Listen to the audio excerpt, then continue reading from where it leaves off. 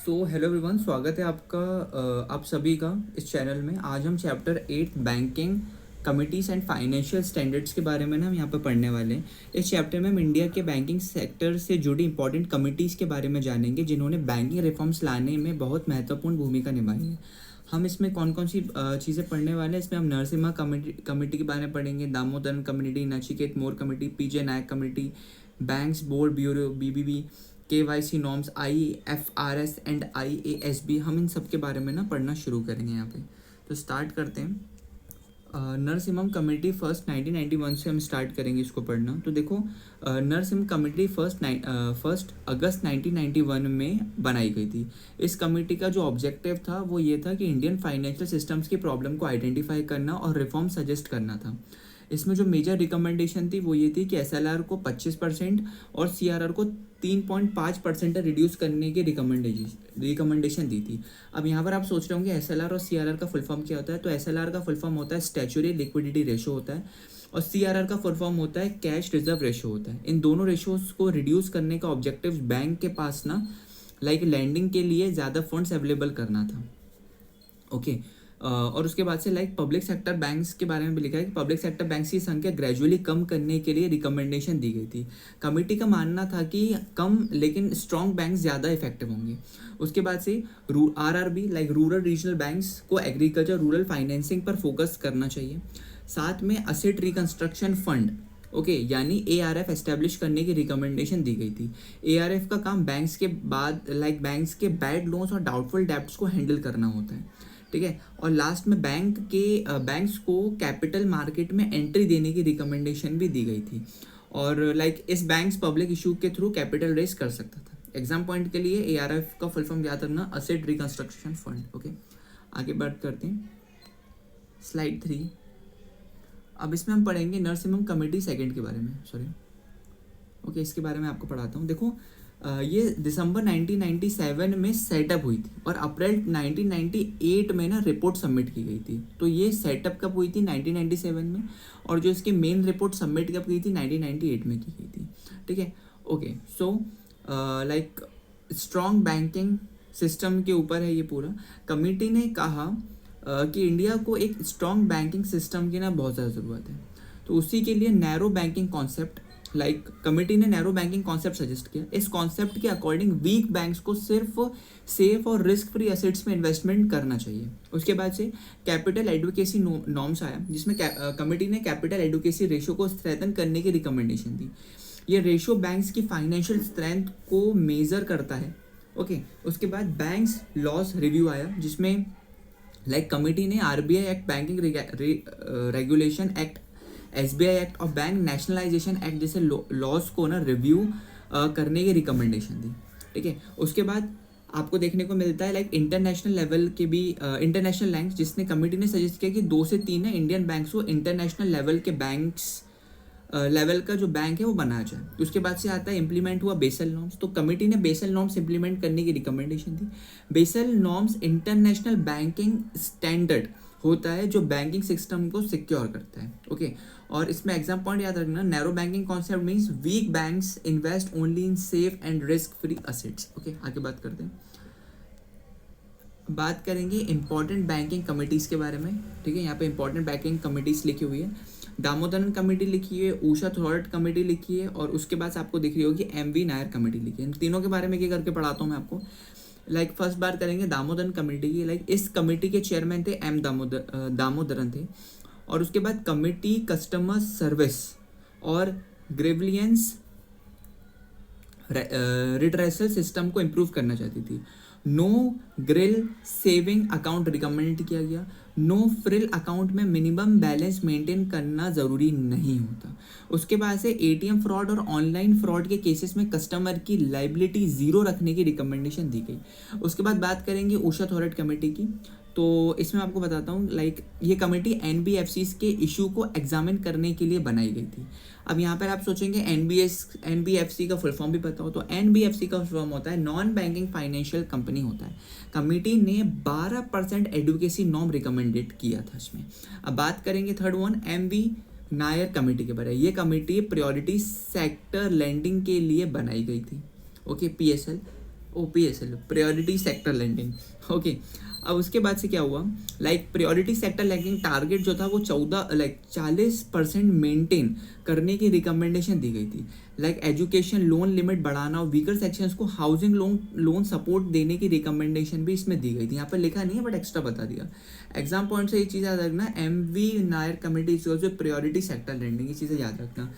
Last में क्या होता है ना, एक आध एक्स्ट्रा पॉइंट रख देते हैं क्योंकि अगर प्रीवियस ईयर एग्जाम्स में या कभी इंटरव्यू में ये चीज़ पूछी जाती है तो इसलिए यहाँ पर मेंशन करके रखा है। ठीक है, आगे बात करते हैं। फिफ्थ स्लाइड के बारे में बात करेंगे, नचिकेत मोर कमेटी 2013। अब ये क्या था, तो देखो नचिकेत मोर कमेटी 2013, और इसमें क्या था, नचिकेत मोर कमेटी, ये कमेटी सितंबर 2013 में बनाई गई थी। कमेटी ने रिकमेंड किया था कि एडल्ट इंडियन के पास बैंक अकाउंट ना होना चाहिए। ठीक है, एडल्ट इंडिया के पास बैंक अकाउंट होना चाहिए, और इस अकाउंट को यूनिवर्सल इलेक्ट्रॉनिक बैंक अकाउंट यानी UEBA कहा गया, यूबा सॉर्ट ऑफ कुछ कहा गया होगा, इसका मुझे एग्जैक्ट नाम याद नहीं रहा बट मैं बता दूंगा बाद में। कमेटी ने पेमेंट्स बैंक एस्टेब्लिश करने की रिकमेंडेशन भी दी थी। अकाउंट लिंक विद आधार होना चाहिए था। साथ में लाइक कमेटी ने लिक्विडिटी कवरेज रेशो यानी LCR इम्प्लीमेंट करने की भी बात करी थी। ठीक है, एग्जाम पॉइंट में payment bank recommendation Nachiket Mor committee. आगे बात करते हैं। अब यहाँ पर आपको दिख रहा है PJ Nayak committee and Indradhanush mission के बारे में, इसके बारे में आपको पढ़ा देता हूँ।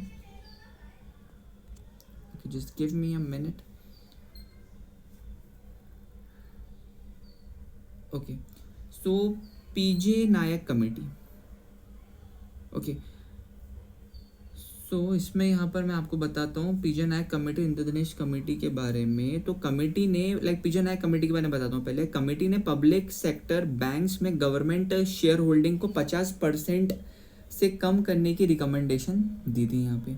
उसके बाद से रिपेल बैंक नेशनलाइजेशन एक्ट थे। फिर इंद्रधनुष मिशन की बात करते हैं, तो ये पब्लिक सेक्टर बैंक्स को रिफॉर्म के लिए लॉन्च किया गया था। इसमें टोटल 7 रिफॉर्म शामिल थे। कौन कौन से अपॉइंटमेंट्स थे, bank boards bureau, capitalization, destressing PSBs, empowerment, accountability framework, governance reforms और ये सारे चीज़ें। एग्जाम पॉइंट में Indradhanush mission is equals to based on PJ Nayak committee recommendations. Okay,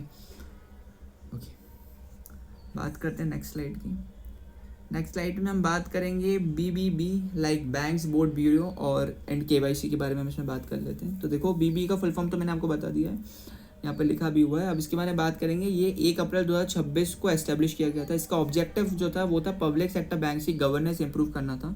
इसके कुछ मेजर फंक्शंस है, लाइक ऑटोनोमस बॉडी था। फर्स्ट चेयरमैन थे विनोद राय। याद रखना, ये चीज़ें याद रखने की चीज़ होती है। ठीक है, विनोद राय और किससे कनेक्टेड है, BB से, ये चीज़ें याद रखना। आगे बात करते हैं।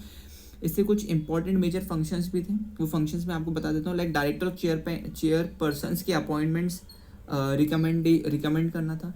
बैंक्स को स्ट्रेस्ड असेट्स मैनेज करने में गाइड करना। बैंक्स के मर्जर्स एंड कंसोलिडेशंस में गाइडेंस देना। वीडियो KYC का फुल फॉर्म आपको पता ही होगा, know your customer.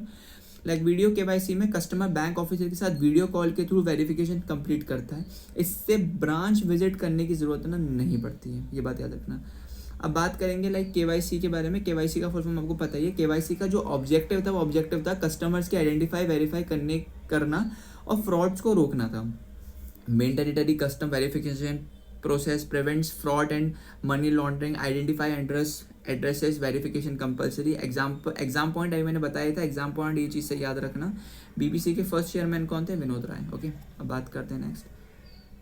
Okay, video KYC मैंने आपको ऊपर ही बता दिया था, बट यहाँ पर भी KYC डॉक्यूमेंट्स के बारे में बेसिक से टर्म्स ना लिखे हुए हैं, वो भी आप देख लो, वो भी मैं आपको एक बार और बता देता हूँ।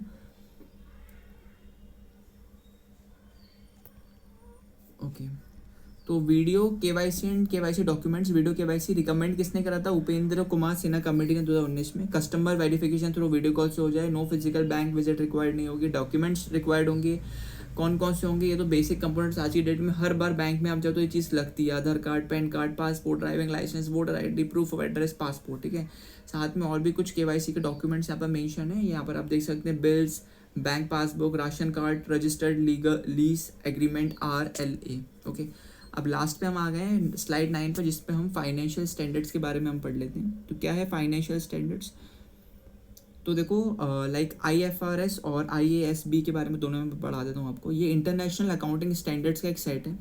ठीक है, और उसके बाद से IFRS बताता है कि फाइनेंशियल ट्रांजैक्शन रिपोर्ट को कैसे प्रिपेयर और प्रेजेंट ना किया जाना चाहिए। इंडिया में ICAI ने 1 अप्रैल 2011 से IFRS अडॉप्ट करने का डिसीज़न लिया था। ओके, उसके बाद से ICAI, ठीक है, अभी हमने यहाँ पे बताया था ICAI, तो ICAI का फुल फॉर्म होता है institute of chartered accountant of India होता है। अब बात करेंगे IASB के, इसका फुल फॉर्म होता है इंटरनेशनल अकाउंटिंग स्टैंडर्ड बोर्ड्स होता है। इशू किया था IFRS स्टैंडर्ड्स ने, एस्टैब्लिश हुआ था 2001 में, और इसके जो हेडक्वार्टर्स है वो कहाँ है, लंदन में है। एग्जाम पॉइंट हम यहाँ पर देख लेना, IFRS issued by IASB। Okay, full forms मैंने आपको बताई थी। अब लास्ट में अभी हमने जितना भी पढ़ा है ना, उन सब के आपको नीचे से MCQ दिखेंगे। So total 5 MCQ directly cover करवा देता हूँ मैं चीज़ें। स्टार्ट करते हैं फर्स्ट वन के साथ। Narasimha committee first recommended deduction of SLR, तो हमने पढ़ा था 25% था, इसका आंसर ये रहा। नैरो बैंकिंग कॉन्सेप्ट वो रिकमेंडेड बाय, किसने रिकमेंडेड किया था आपको पता होगा, नरसिम्हा कमेटी सेकंड ने, ऊपर लिखा हुआ है। Payment bank concept was recommended by, इसका आंसर क्या है, इसका आंसर है Nachiket Mor committee. First chairman of BBB, तो हमने ऊपर ही पढ़ा था विनोद राय, ठीक है, मैंने आपको एग्जाम पॉइंट ऑफ व्यू में भी वाली बात बताई थी। अब लास्ट में लिखा हुआ है IFRS इशूड बाय, अभी ये भी हम एग्जाम पॉइंट में पढ़ते हुए आए, तो इसका आंसर है IASB। ओके, ये लिखा हुआ है, ये लिखा हुआ है, ठीक है। सो आज हमने banking committee sir finance standards chapter complete किया है। इस चैप्टर में हमने Narasimham committee first and second, Damodaran committee, Usha Thorat committee, MV Nair committee, Nachiket Mor committee, Bimal Jalan committee, और लाइक ये सारे टॉपिक्स ना हमने कवर करें, like video KYC norms, IFRS जैसे इंपॉर्टेंट टॉपिक्स ना हमने इसमें पढ़े। ये बैंकिंग एग्जाम्स के लिए बहुत इंपॉर्टेंट होता है। और देखो, अगर मैं आपको बताऊँ ना, अगर आप इससे भी ज़्यादा डिटेल में पढ़ना चाहते हो तो मेरे को पढ़ाने में कोई प्रॉब्लम नहीं है। कॉमेंट सेक्शन आपके लिए 24/7 खुला हुआ है, उसमें आप बताओ कि यहाँ पर बहुत शॉर्ट में पढ़ा है, बहुत बेसिक है, थोड़ा डीप में पढ़ाओ, तो पूरी बुक में इसमें आपको पूरा पढ़ाना पसंद करूँगा। हम पार्ट्स डिवाइड कर लेंगे, एक बार की वीडियो लाइक 40-45 मिनट्स की ना जाए, हम उसको 2-3 पार्ट्स में पढ़ा देंगे और प्रॉपर तरीके से पढ़ाऊँगा। अभी सिर्फ ये है कि देखो, अच्छे से आप पढ़ लोगे तो उसमें क्या रहेगा ना, आप ही का बेनिफिट रहेगा। यहाँ पे कुछ बेसिक्स कंप्लीट हो जाएंगे, आपको रिसर्च ज़्यादा करनी नहीं पड़ेगी। ओके, लाइक हेडक्वार्टर्स क्या है, डेट्स क्या है, कब आया था कब नहीं, ये सारी चीज़ें हम इसमें बता देते हैं। आने वाली वीडियोस में जैसे ये बेसिक्स वाली प्लेलिस्ट कंप्लीट होगी, हम डेली 2-4 दिन में इसका मेन डिटेल ना एनालिसिस करना स्टार्ट कर देंगे, ठीक है। तो बाकी इस चैप्टर में इतना ही था। अब जो हमारा नेक्स्ट चैप्टर होगा, चैप्टर नंबर 9 पढ़ेंगे, जिसमें फाइनेंशियल इंस्टीट्यूशंस इन इंडिया के बारे में हम पढ़ेंगे। तो मिलते हैं नई वीडियो के साथ, तब तक के लिए जय हिंद, जय भारत।